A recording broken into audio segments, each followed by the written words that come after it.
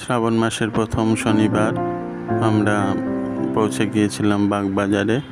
ভক্তের গৃহে বড় ঠাকুরের পুজো ছিল শনিবারে, এবং আমরা একটু বাগবাজারও দর্শন করেছিলাম ওই দিন।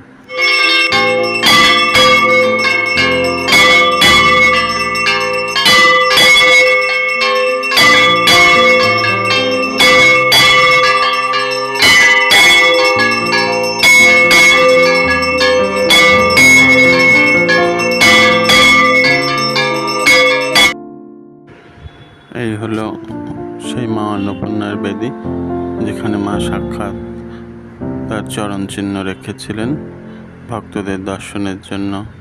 যারা যাননি এখনো বাগবাজারে, তারা দর্শন করুন।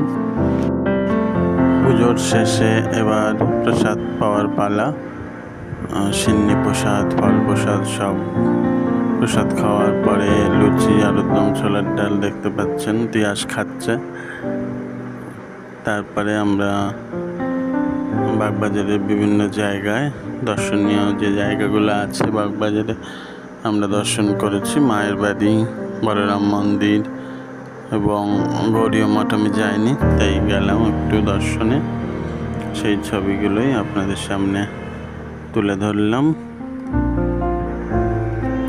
গৌরীয় মঠের যুগলকে অপরূপ সুন্দর সেদিন সাজিয়েছে। তারপরে মায়ের বাড়ি হয়ে আমরা মায়ের দর্শন করলাম। অনেক ভক্ত সমাগম ছিল মায়ের বাড়িতে, যেমন প্রতিদিন থাকে।